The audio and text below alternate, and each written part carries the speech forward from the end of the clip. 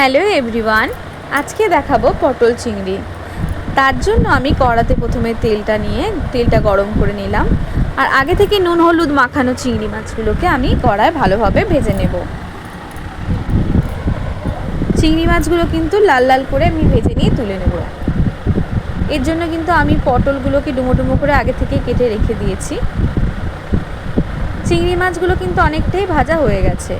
চিংড়ি মাছটা তুলে নিয়ে ওই কড়াতে আমি তেল দিয়ে আগে থেকে কেটে রাখা ডুমো ডুমো করে যে পটলগুলো সেগুলো কিন্তু আমি এবারে ভেজে নেব। পটলগুলো প্রথমে একটু নেড়ে চেড়ে নিয়ে পটলের জলটা একটু শুকনো হতে দিয়ে তারপরে কিন্তু আমি নুনটা দেব। পটলের জলটা একটু শুকনো হয়ে এসছে, এবারে কিন্তু আমি সামান্য নুন আর সামান্য হলুদের গুঁড়ো দিয়ে পটলটা কিন্তু বেশ লাল করে ভেজে নেব।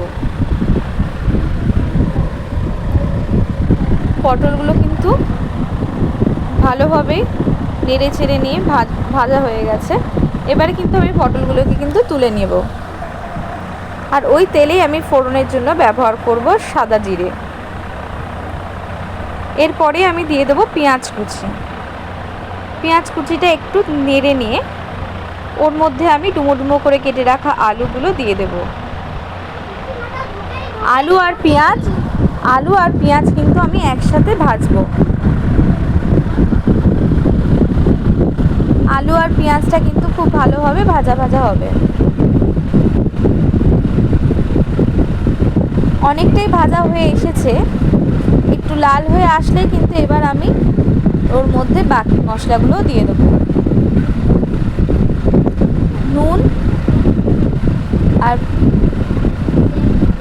সামান্য পরিমাণ নুন দিয়ে আমি এবারে আলুটা আর পেঁয়াজটাকে কিন্তু একটু ঢাকা দেবো, যাতে আলুটা কিছুক্ষণ সেদ্ধ হয়ে যায়।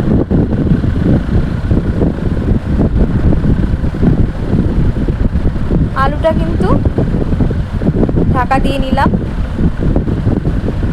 কিছুক্ষণ পরে ঢাকনাটা খুলে দেখবো আলুটা কতটা সেদ্ধ হয়েছে আর পেঁয়াজটা কতটা ভাজা ভাজা হয়েছে। সেটা দেখে নেওয়ার পরে দেখলাম ভাজা ভাজা ভালোই হয়েছে। এবারে কিন্তু আমি আদা রসুন বাটাটাও দিয়ে দিলাম। আদা রসুন পেঁয়াজ আলু সব মশলা কিন্তু খুব একসাথে ভাজা হতে দেবো লাল লাল করে। মশলাগুলো কিন্তু ভালোভাবে ভাজা হয়ে এসছে। এবার কিন্তু আমি দিয়ে দেবো হলুদ গুঁড়ো আর দিয়ে দেবো সামান্য জিরের গুঁড়ো আর দেবো স্বাদ মতন সামান্য চিনি। সব দিয়ে ভালোভাবে নেড়ে চেড়ে নিয়ে আমি তরকারিটা কিন্তু একটু কষিয়ে নেব। অনেকটাই ভাজা হয়ে গেছে, মশলার সাথে আলুটা খুব ভালোভাবে কিন্তু মিশে গেছে। এবারে কিন্তু আগে থেকে ভেজে রাখা যে পটলগুলো সেই পটলগুলো কিন্তু আমি ওর মধ্যে দিয়ে দেব।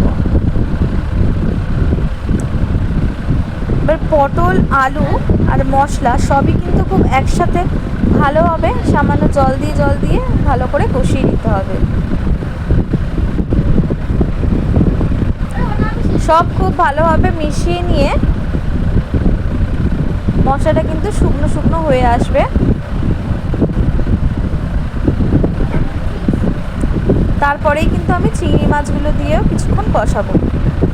এবার কিন্তু আমি আগে থেকে ভেজে রাখা যে চিংড়ি মাছগুলো সেগুলো কিন্তু দিয়ে দেবো। চিংড়ি মাছটা দিয়ে এবার পটলের সাথে খুব ভালো করে মিশিয়ে নিয়ে এটাকে কিন্তু একসাথে আমি কষিয়ে নেব। এবার কিন্তু তরকারিটা সম্পূর্ণ খুব ভালোভাবে কষিয়ে নিয়ে তারপরে জল ঢালতে হবে। মশলা যত ভালোভাবে কষানো হবে তরকারির স্বাদটাও কিন্তু ততটাই ভালো হবে। এবারে কিন্তু আমি এর মধ্যে জলটা দিয়ে দিলাম। পরিমাণ মতন জল দিয়ে এটাকে একটু নেড়ে দিয়ে সামান্য আমি ফুটতে দেব। আর এবারে দিয়ে দেবো আমি এর মধ্যে সামান্য গুঁড়ো লঙ্কা।